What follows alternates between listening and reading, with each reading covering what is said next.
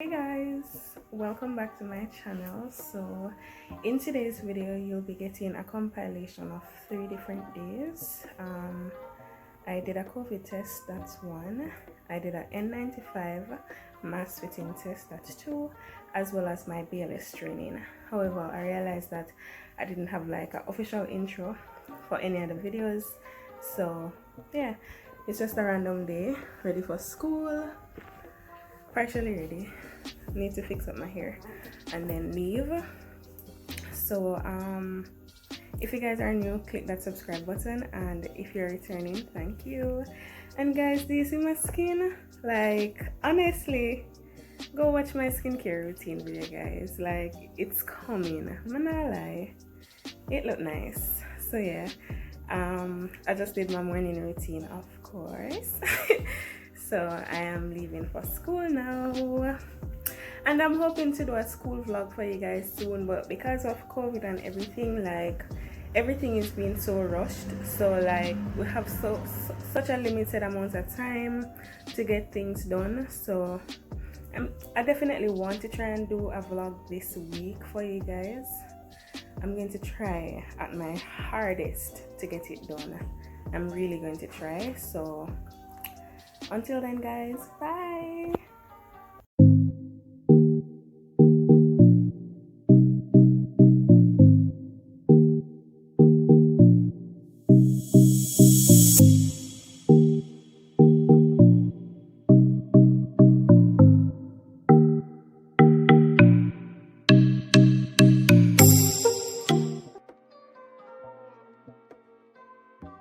Hey guys, welcome back to my channel. So today we are at St. Joseph's Hospital and we'll be tested for COVID. Let me show you guys. Guys, say hi. Brandon, Tashian, Talia, Jiz. Where's Kiana? Where's Kiana? Oh. Yeah, so we're going to be tested. I don't know if I can film the procedure, but let's see where that takes us. But yeah, that's what we're doing right now. So guys, just an update. I did the first process.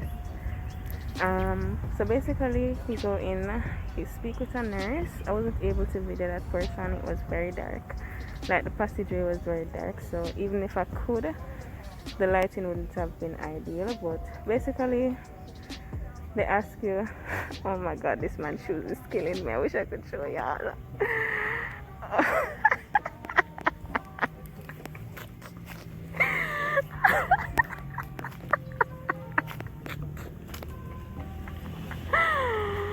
Anyways, so they basically just, it's like a medical history form where you give them your name, your address, and you know, little stuff like that.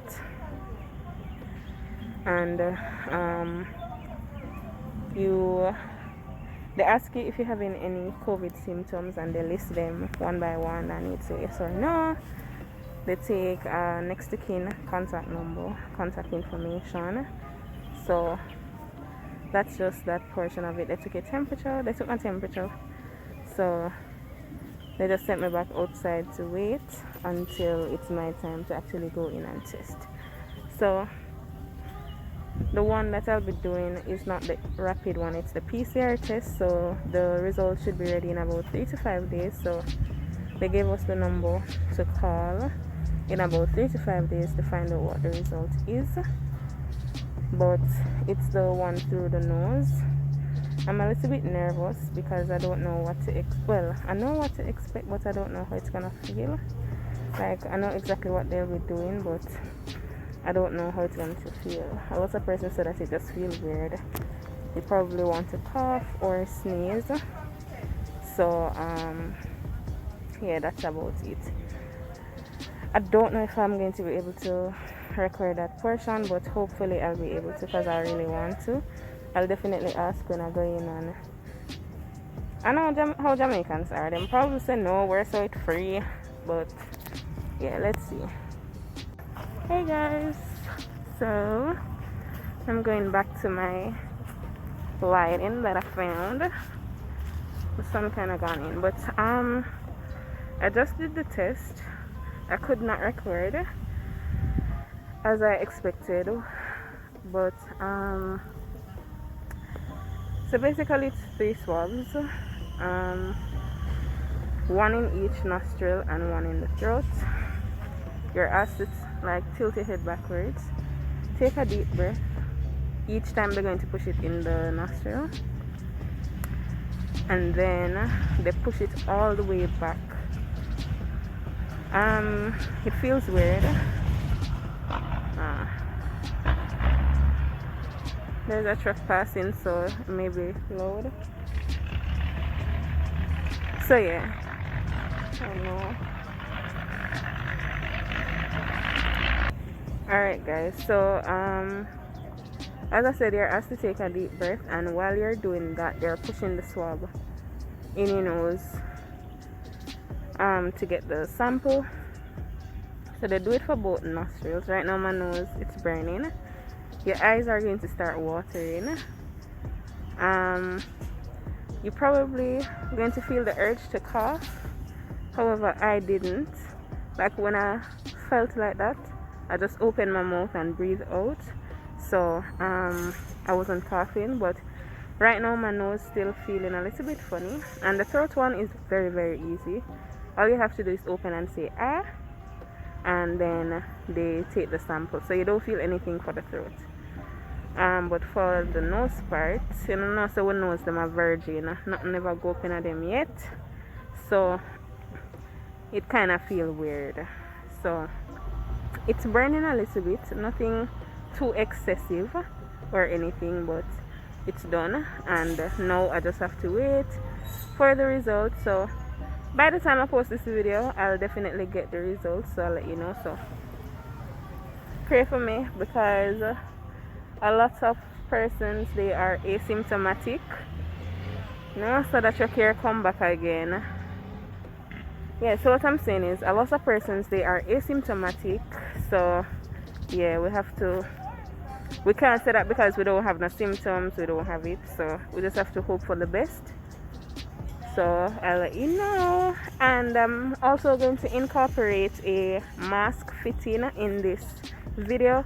I have a few clips from it. So we were required to do a N95 mask fitting. All persons in the medical profession, I think it's now mandatory once you're going to be seeing patients as dentists, as doctors, nurses. Yeah, I think it's mandatory. So we did a N95 mask fitting test, and I'll probably have to do a voiceover for that portion of the video so that you guys can understand more. So that I'll definitely incorporate that. I don't know if it's going to be immediately after this clip or it's going to be after I'm telling you guys the results. So within 3 to 5 days, today is the, let me tell you guys, okay, today is the 11th of February, so I should get the test by the results. I don't even know if it's 3 to 5 working days. I don't know, by next week, sometime next week, by the end of next week for sure, I should have the results. So I'll update you guys. So bye.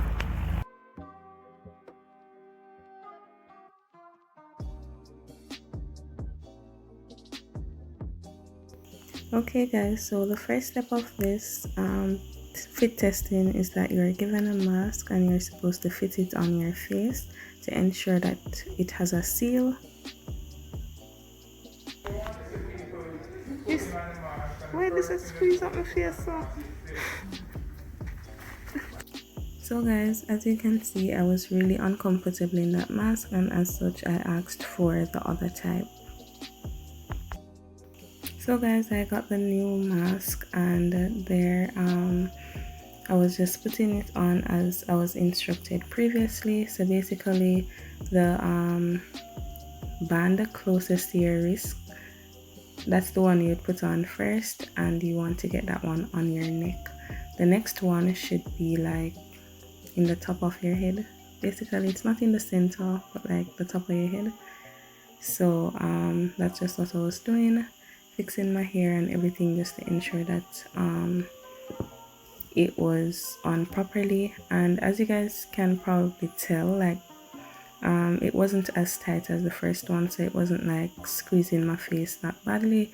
I think the main difference between the two are the materials that the straps are made out of. But in terms of the size of the mask, I think they're pretty much the same thing. So it was just the straps that were on it that fit differently, and it was way more comfortable for me. So guys, on to the second part of the mask fitting procedure. So they would put that test hood over your head without the mask, and they're going to be using a nebulizer to spray saccharin in your mouth.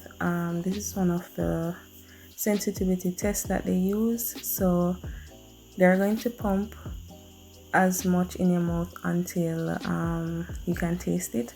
So for me, it took about 4 pumps, and then I tasted it. So after that, I have to remove the test hood, go to the bathroom, rinse my mouth, and come back. So guys, after returning, you have to put on back the test hood along with your mask, and they spray 10 pumps of the saccharin in your mouth.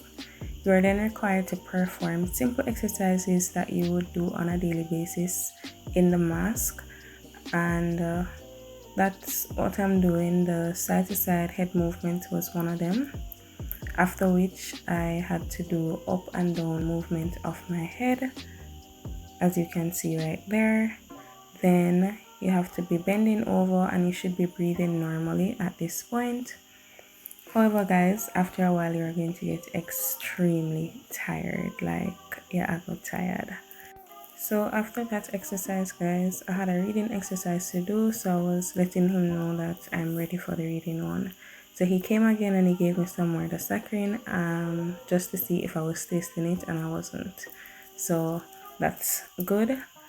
So there I was doing the rainbow passage, and guys, I'm telling you this. While reading, it come like say you're dead. It's like you just run a 5k and somebody gave one entire passage to read. Like it was horrible, but I made it. Like I made it.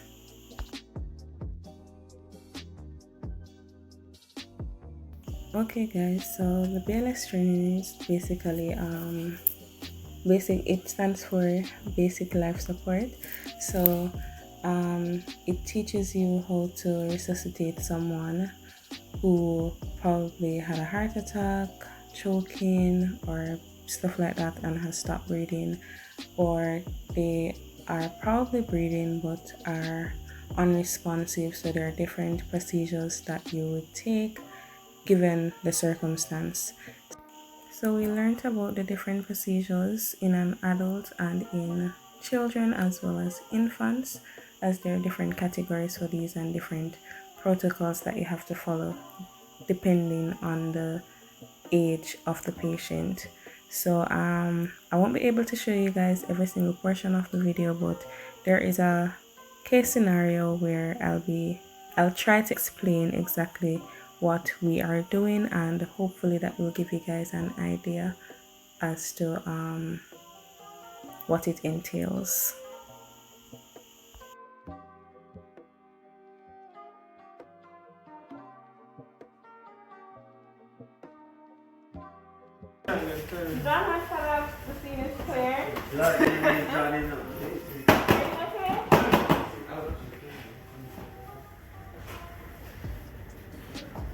Activate EMS and bring the AED, please.